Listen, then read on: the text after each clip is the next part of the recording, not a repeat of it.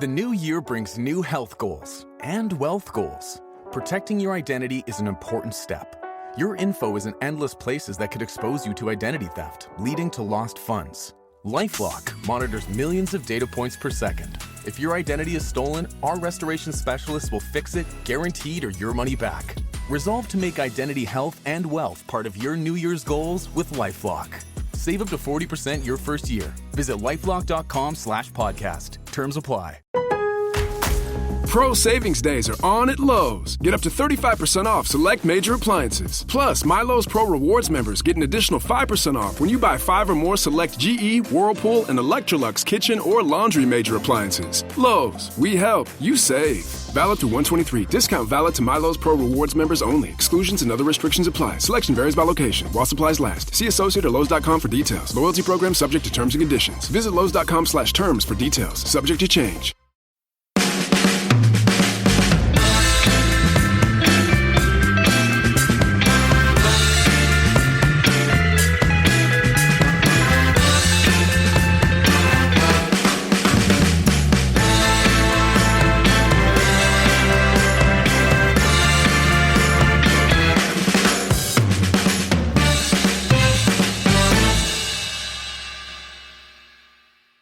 This is an early morning Rankcast record, so we're both a bit groggy.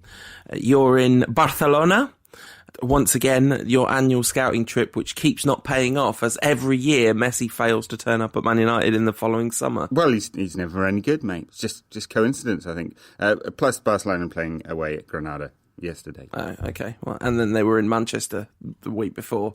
It's very bad timing. Very bad, very bad. I suppose I could go see Espanyol, but no one goes to see Espanyol. Yes, although I am slightly concerned that if we did sign Leo Messi, he'd turn up and be like okay-ish.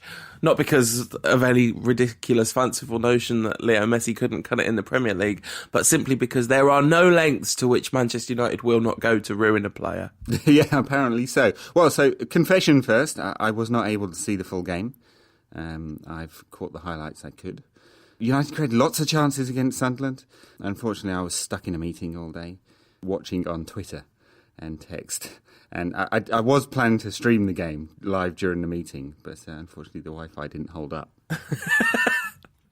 That's priorities, mate. Isn't that also frowned upon in the professional community in general? Something like that, but hey.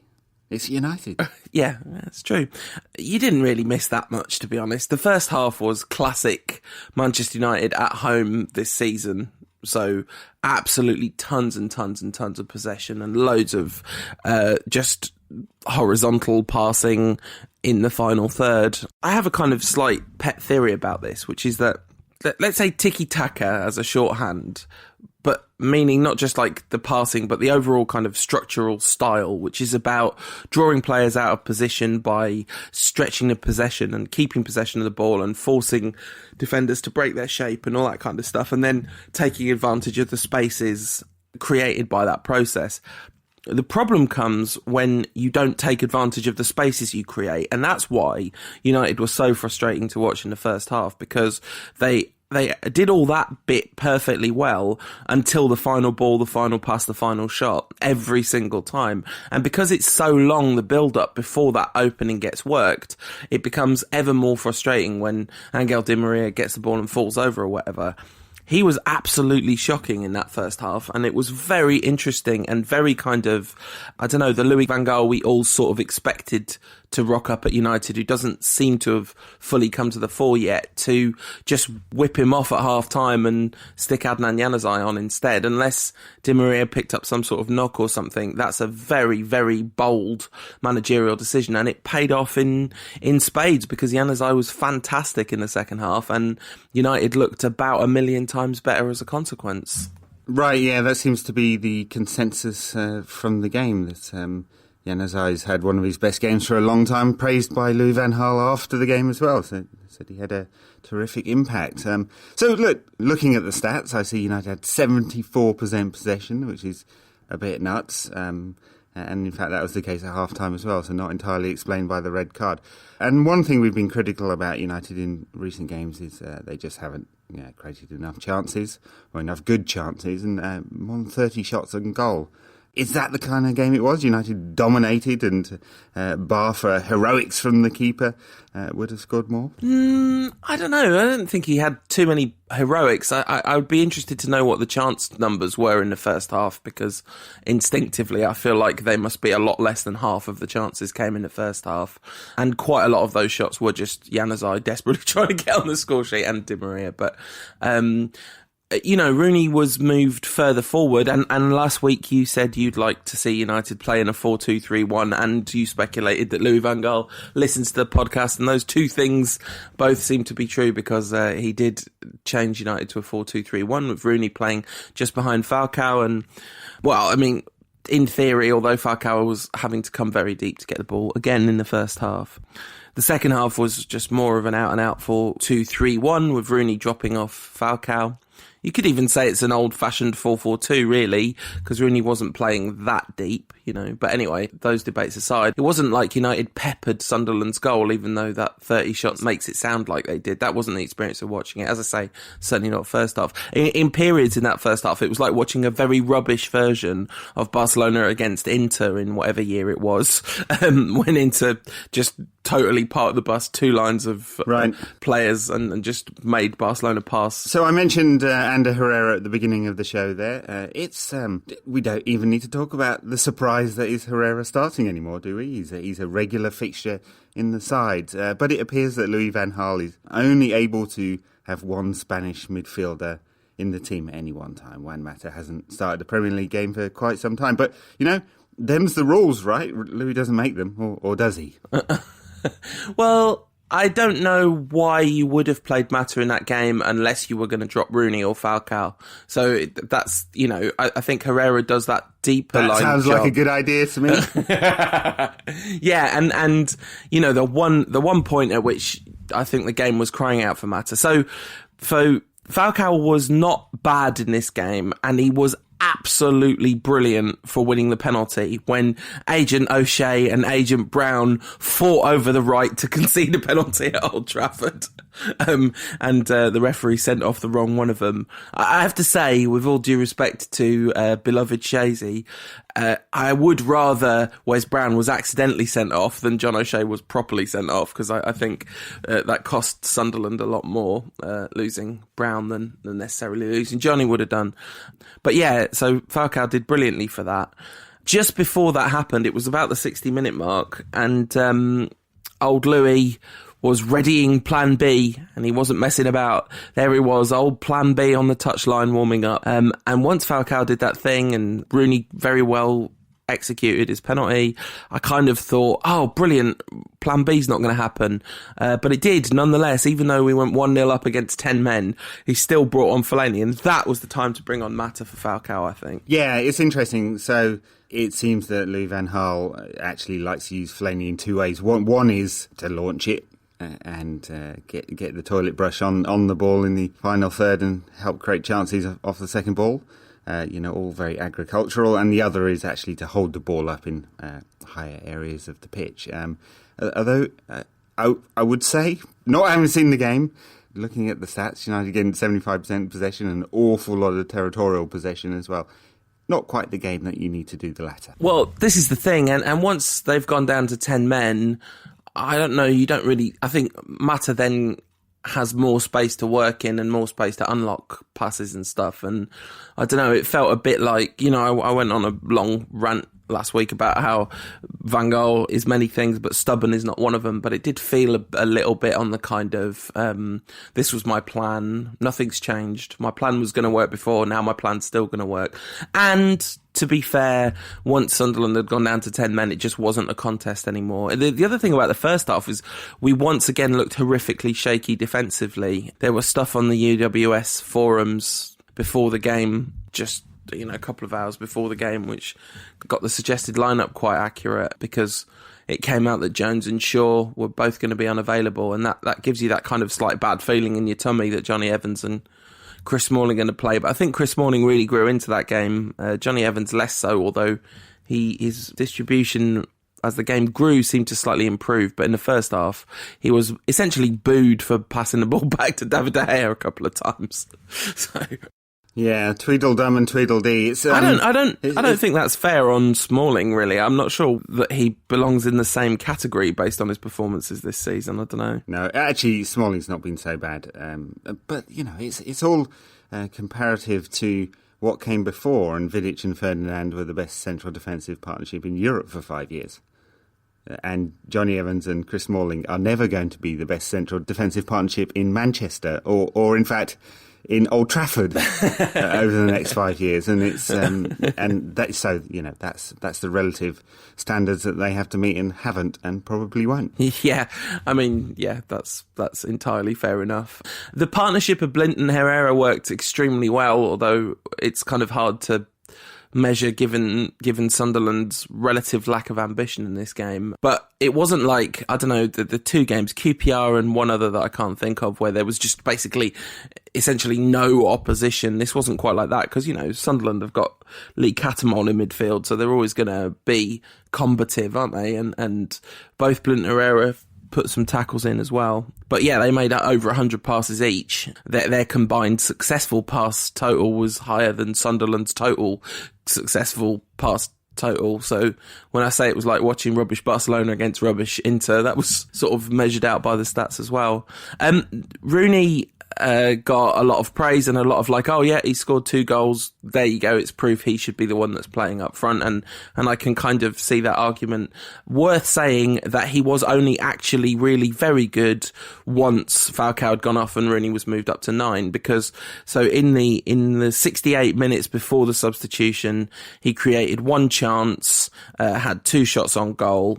And then after the substitution, well, if you kind of assume that, including the penalty, because the sub happened immediately after the penalty, he scored both goals, created 2 chances in 18 minutes, and stopped trying to just be part of that kind of parade of possession outside the area. And, this is the thing. He was not bad at 10, but nor was he particularly great. But he was very good at 9, because he's Wayne Rooney. Yeah, well, so Louis is clearly listening, and so you've taken one step, Louis. You've got Ander Herrera in there. Be interesting when Carrick comes back, whether you can slot him inside alongside Herrera and Blint to the bench. And then the one change that he needs to make now, given the personnel we've got and the way they're playing, is to get Mata in the side for Falcao and move Rooney up top. And then you've actually got a pretty effective side. And then Young's form is such that he can play, or Januzaj or Di Maria. You pick 2 from 3 there. And you might actually have a side that's going to create enough chances and score enough goals in what is going to be a very tough run over the next 2 months to get United into the top 4. Because despite that win yesterday, I have to say I still only put it at about 50-50 that United will make that top 4. Well, that's what all the numbers say, right? If you look at the kind of expected goals and all that deep statistical breakdown, it all has United at around 50% to get a top 4 spot, with Arsenal at like 80% or something, and everyone else between them. Yeah. No, there's a range on this. So there's 3 or 4 guys who do a lot of statistical analysis and different models actually, but yeah, there's a range between 40 point something and 68 point something. Right. Anyway, none of this actually means anything. It's people using statistical models to make a prediction for where United are. My hunch says about 50-50, and which I think is about 50%, isn't it? Science in the Ed model.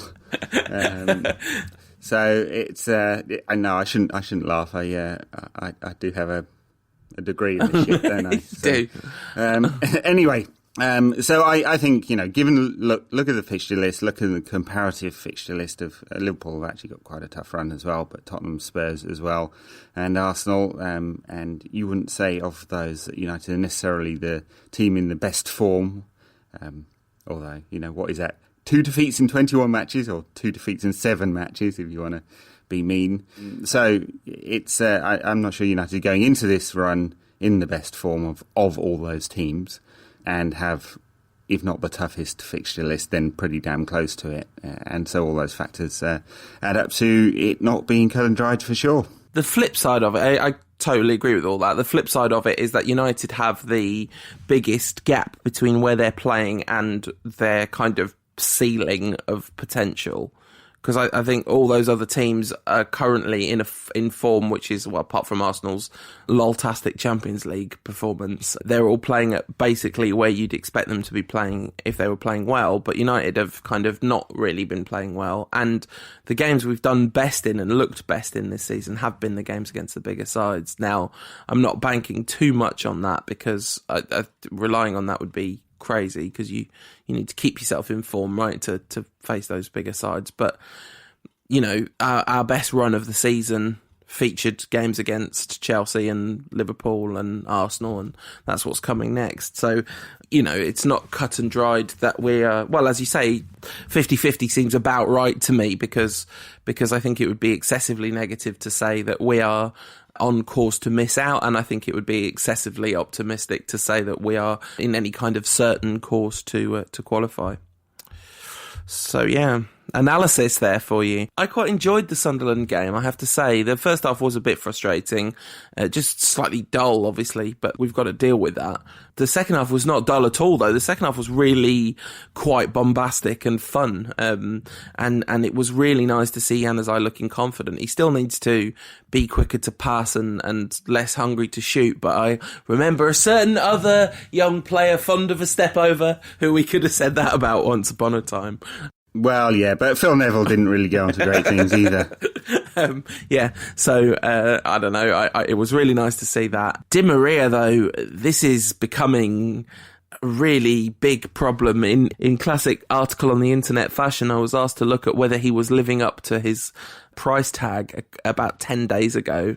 And of course I said he wasn't, but realistically, that doesn't mean he isn't going to, because his price tag wasn't just about this season. Right. But he was like just dirt poor in that game. It was really, really worrying to see how bad he was. Well, and as he has been for weeks, really. Let's be honest, he hasn't actually put in a good performance. I thought he was good against Burnley. I thought he was United's best player against Burnley, but that was pretty good against Burnley. But there's been so few performances that you'd expect from that kind of quality of player, and we were singing his praises early in the season, weren't we? First 5 games for United were terrific, and then he's had a few injury problems. He's had some settling into the country problems. He's had some people burgling his house problems.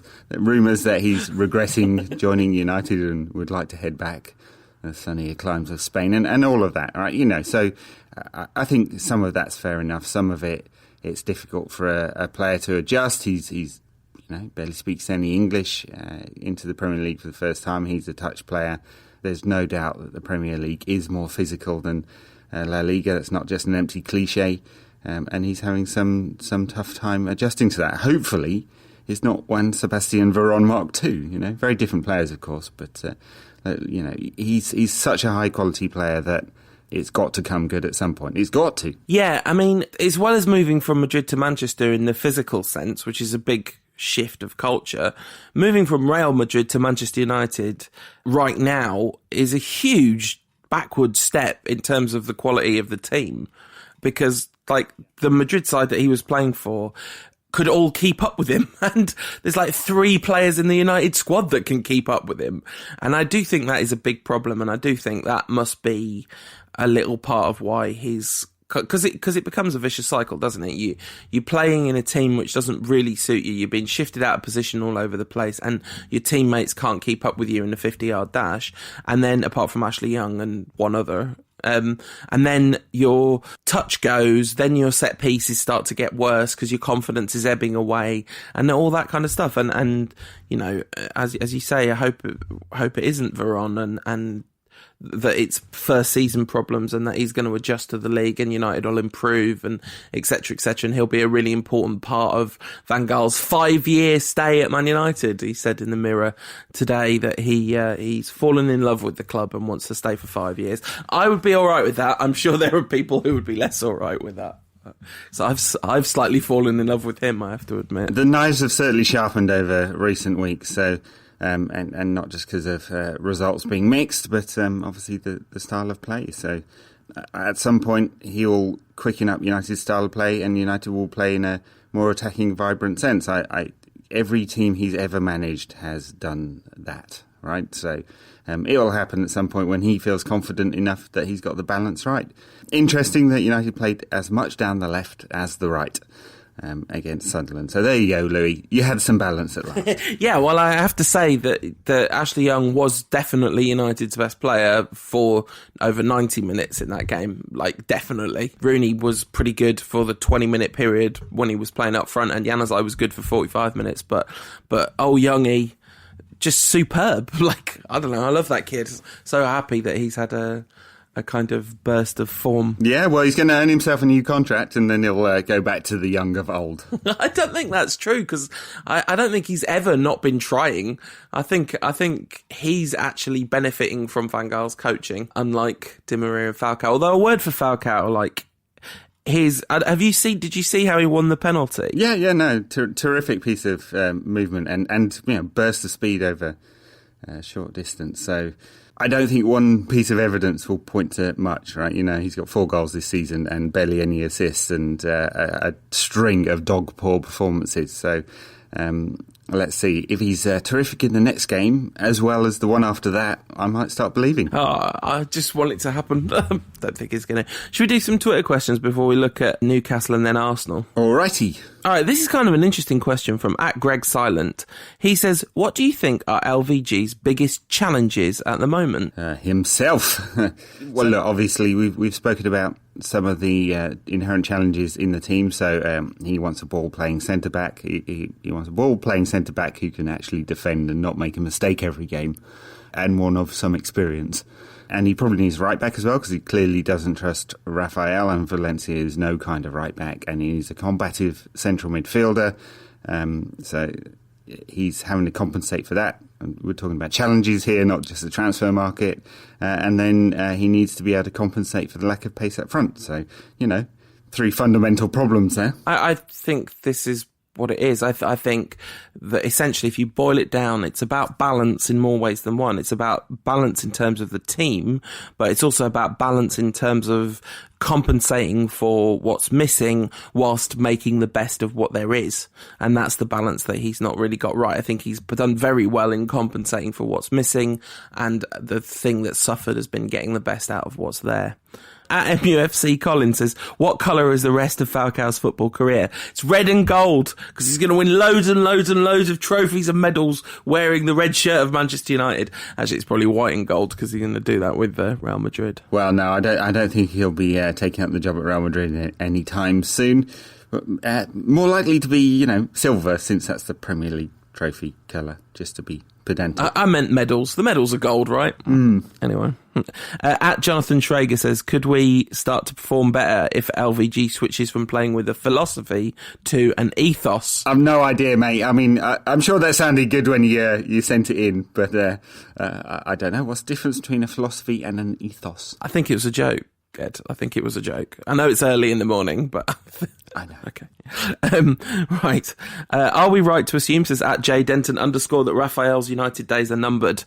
Surely, yes. He's either not being selected or he's not fit, and either way, Van Gaal's going to be fed up with him, right? Yeah, he's off in the summer, I'd expect, and United will spend some money and bring in a right back. At Jazzifer says, is this stifling of intuitive football players making players reluctant or afraid to take shots or just have a bloody go? And I think actually the Sunderland game sort of slightly refuted some of that, because as you say, 30 shots on target, loads and loads of players getting the ball and running with it, and lots of people trying to unpick Sunderland's very deep lying defence. And I thought there was quite a lot of sort of boldness in some of United's play, again particularly in the second half. But actually, even in the first half, Di Maria played poorly, but he did not look unafraid to try things. It's just nothing he was trying was coming off. At bifurcated_United, friend of the podcast, says, how would you describe the colour of Captain Wayne Rooney's hair? Brown-ish? Yeah,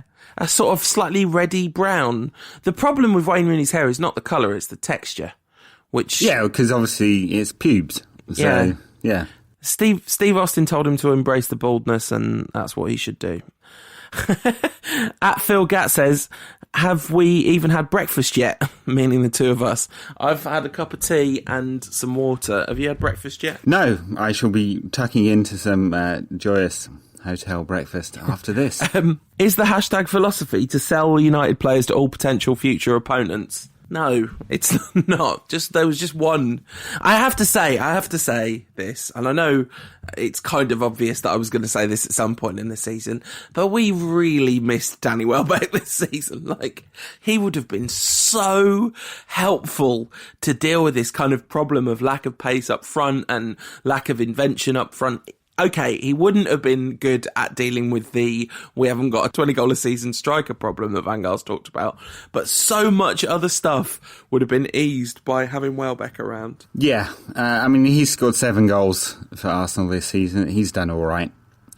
He had a short injury problem, didn't he? But I'm not sure that Welbeck would have changed too much. He'd have given United pace, and United have desperately needed pace at times this season, but I'm not sure. Link-up play too. Link-up play, but I don't think Welbeck's destined to become a very top player, and that's clearly what United need. Okay.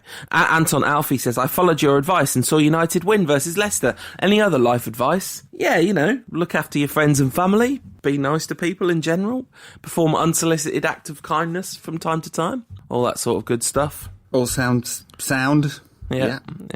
Try not to drink yourself silly in general. Have a good sing-song about Scousers now and again. How do you solve a problem like Di Maria, says at Mary CUNT? Persevere, rest or drop?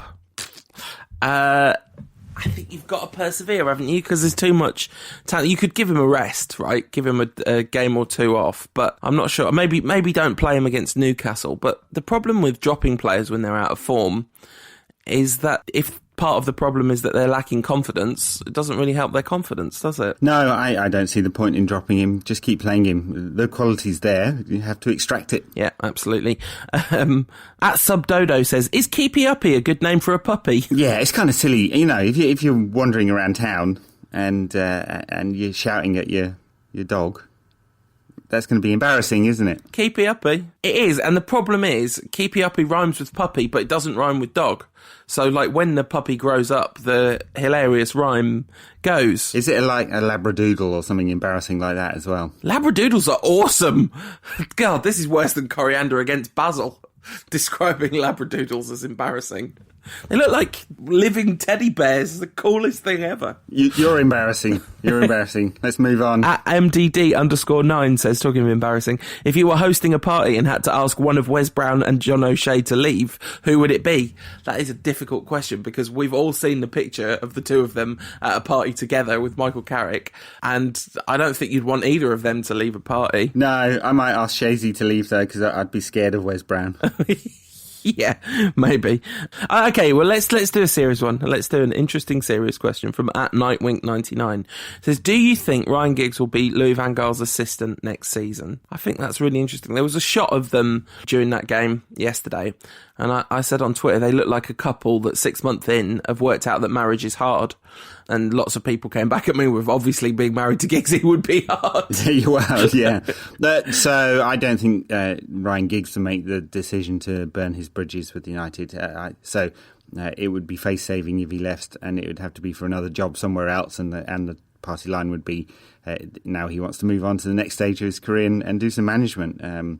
Now, would Van Gaal sack him and bring in one of his own men? Maybe. I mean, it depends. The two of them do look like one of them farted in the lift, definitely.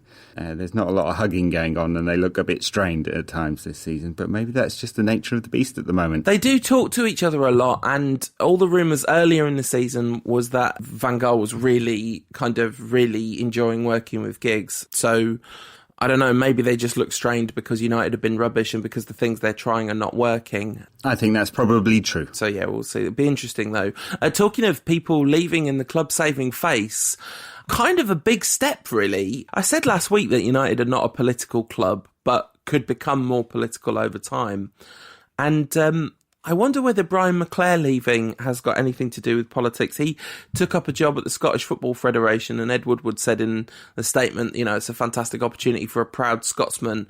And I was thinking, I'm not sure that's as good as a job at United, is it? So is this actually about something more complicated than it appears on the surface? Because Van Gaal has a history of changing clubs sort of in a root and branch way.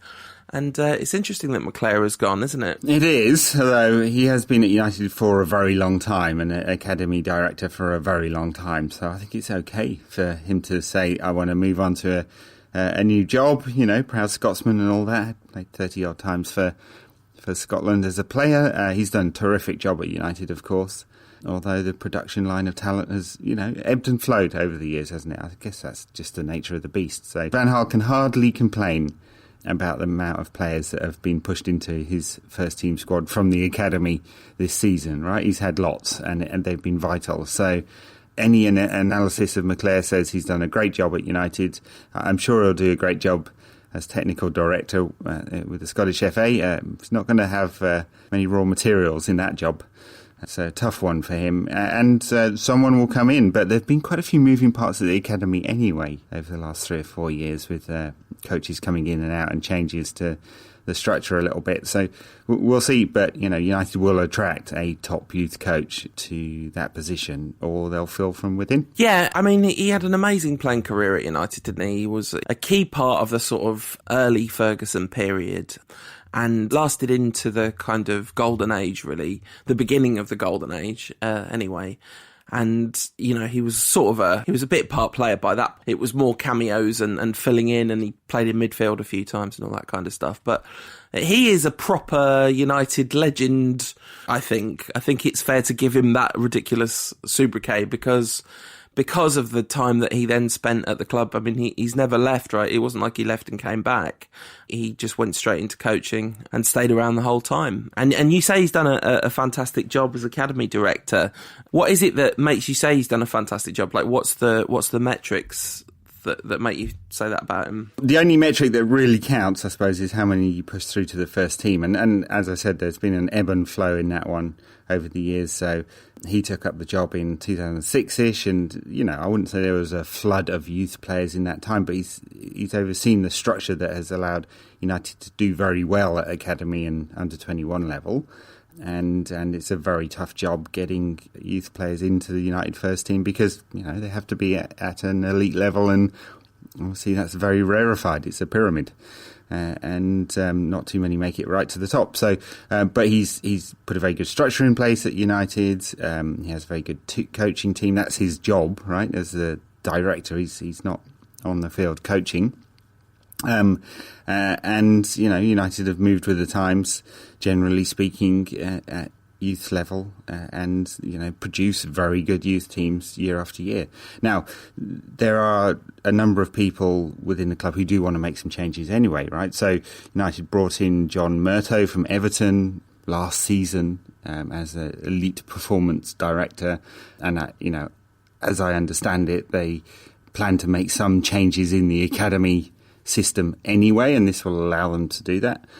My feeling is that they'll bring in a new person for that academy role, but could be wrong there. They might promote from within, and they've got till the summer to do it. McClare's not leaving straight away. He's joining the Scots in June when the season's over. Yeah, and I think the other thing about it is, you say it's a pyramid, and that next level down from the peak, making it into the United first team, is the plethora of players that have been produced for other top clubs. I mean, right, and United make a profit. Yeah, of course. Yeah. So just as a line of business, it's a very good line of business. Yeah, absolutely. The transfer market is such. There was a good list going around from the Football Observatory last week with the number of players in the top 5 leagues that have come from the youth system. So United are sort of in the top 20 in that list. So right at the top was Ajax, have like 77 players playing in the top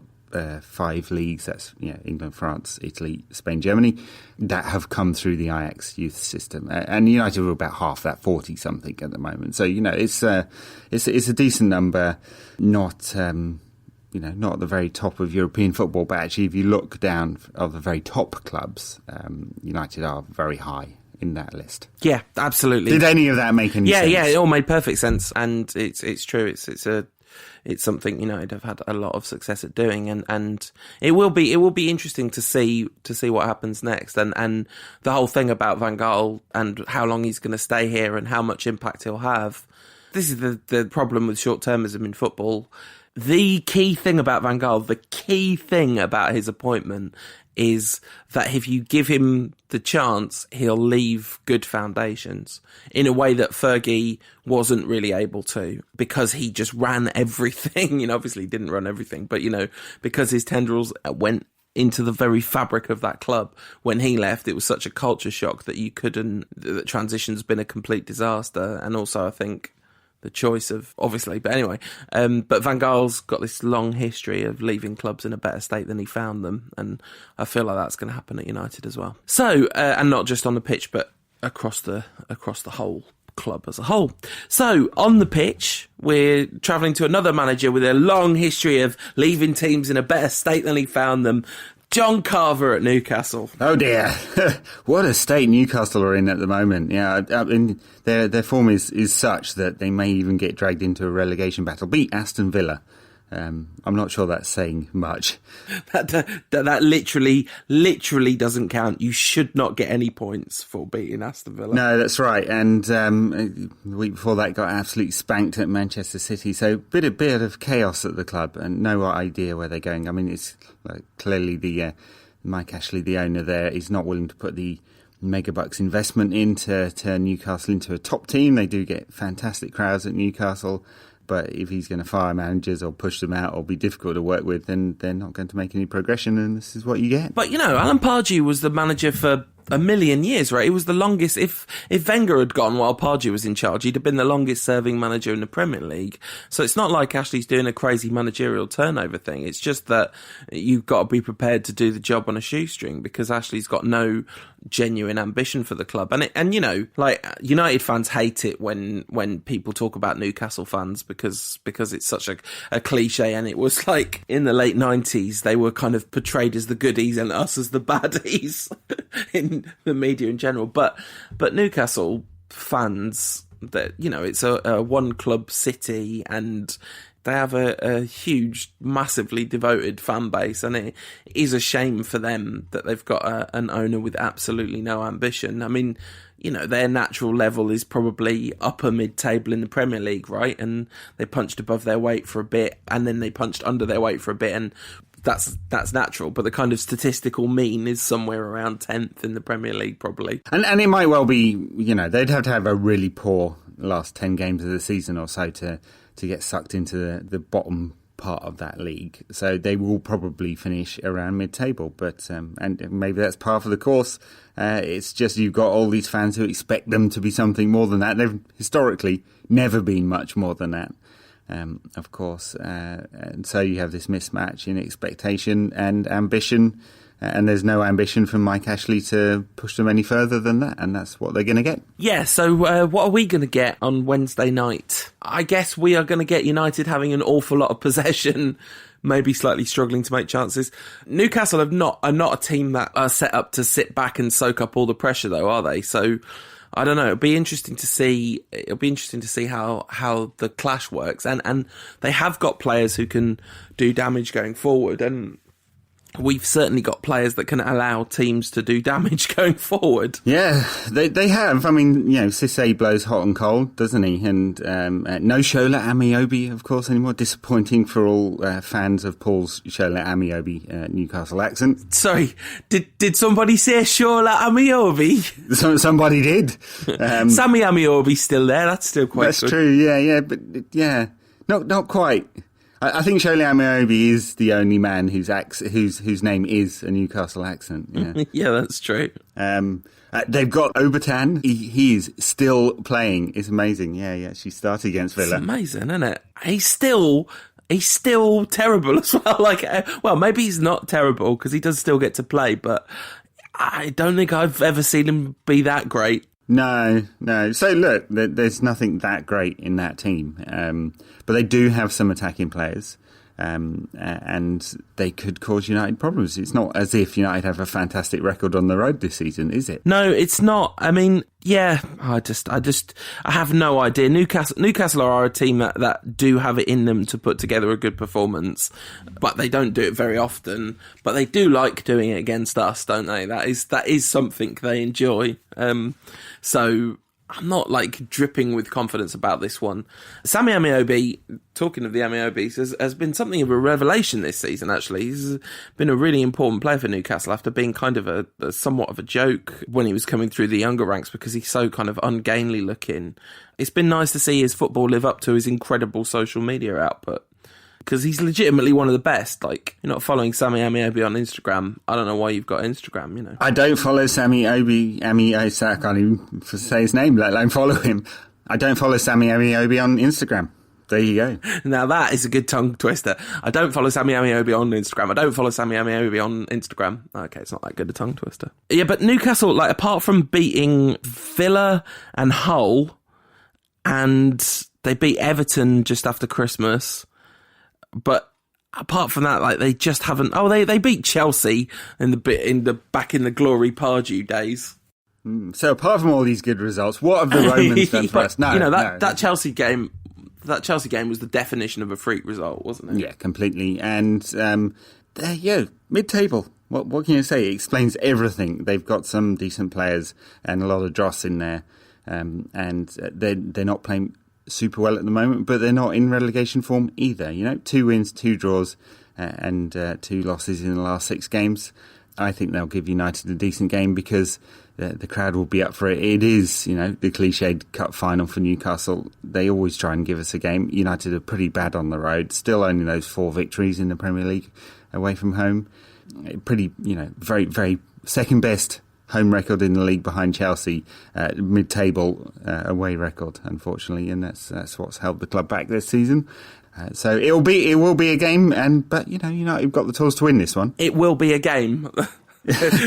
That is amazing analysis, Ed. You're right, though. It is undeniable. It will be a game. I kind of think this has a magnitude that some of our away games have not had, given where it sits in the fixture list. If we don't win this, we just set ourselves up for a very, very uncomfortable month ahead. If we win this game and then beat Tottenham at home, then the kind of Liverpool, Chelsea, Man City swathe of games with Villa thrown into the mix doesn't look quite so intimidating. But if we draw this, lose to Tottenham, draw against Tottenham, these are real proper must-win games at this point. A draw is really a pretty poor result, I would say, in this game. But also, it's very hard to see where a decent United away performance is going to come from because it's just been such a long time. And I don't understand why we're so bad away from home, because it's not like the system shouldn't work away from home. I think I don't know. I think so much of our away form is down to kind of lack of defensive solidity and the overcompensation that's there. Because I was thinking, the fact that Newcastle are quite inclined to be an attacking side might be quite good for us because it might leave space at the back. But it also might be quite bad for us because they might just score loads of goals because we're not very good. Well, United are definitely not set up to play on the break at the moment, right? So it's just too slow, although, there are players in there that should be good. Di Maria, Young, Januzaj ought to be cracking on the break, but they're not set up like that. So it's all about the possession. So and it very definitely does make a difference what kind of side you'll face. And so Newcastle are a bit more open, and I actually think that'll be good for United because when their teams camp back into their own half with 2 banks of 4, it's very difficult for United to break him down at the moment. It's one thing that Van Gaal moans about all the time, but he just hasn't set up his team to counter that yet. So I don't think Newcastle being attacking is too much of a worry, unless the Chuckle brothers are at the back again and causing United defensive problems. And then I just don't know how to even go about addressing the game we've got on the Monday night following, because we're going to do a podcast again after that. So the Arsenal game comes in between rankcasts. We just always beat Arsenal, but at some point that has to stop working. Like we haven't lost to Arsenal since 2011. The time before that was 2008. There's not that many draws even in the mix in that time. We are just very, very good at beating Arsenal. They play today, so we don't know how they're and I think they've got a midweek game as well, so we don't know how their most immediate results will have affected their form. But the fact that they got humiliated in midweek against Monaco probably means that they'll have tonked whoever they're playing. Playing Everton on Sunday and then away at QPR in the week, yeah. Yeah, so they'll probably come on the back of 2 fairly substantial victories, full of confidence, and will come on the back of a shaky 1-1 draw at Newcastle. Yeah, but let's be clear. They were terrible against Monaco. Terrible. I mean, funny in a way because, hey, it's just good to laugh at Arsenal sometimes, but cathartic, I think. But they were really, really poor. And, it's a kind of performance that was so poor that it could affect confidence in quite a major way. So if Everton managed to pull off something at Arsenal, which is seems unlikely because Everton have been pretty terrible this season. But, I remember Everton going to the Emirates last season, dominating possession and being, unlucky in getting a 1-1 draw at the Emirates. So that kind of performance, and it could pile on the pressure on Arsene Wenger. But the thing is, that I just don't buy any of that, because if there's one thing Arsenal are good at, it's bouncing back from humiliating rubbish defeats, because they have so many of them that they then go on like 3 or 4 game winning streaks to make up for it and take all selfies of each other smiling in the dressing room and all that.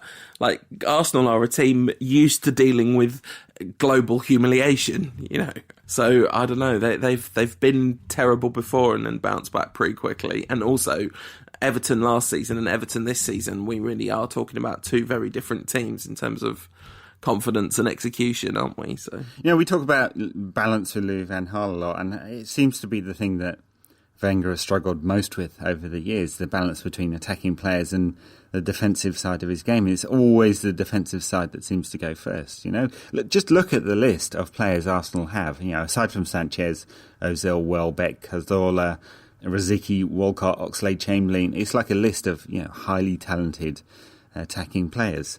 And then you look at Mertesacker at the back and you just have a good chuckle, don't you? Because they are going to concede goals and they are calamitous. And when they're relying on recalling a player from Charlton in Coquelin, who's, fine, great story and all that, but to be their sort of defensive linchpin in the centre of the park, then they've definitely got a problem. So soft underbelly there. United could take advantage.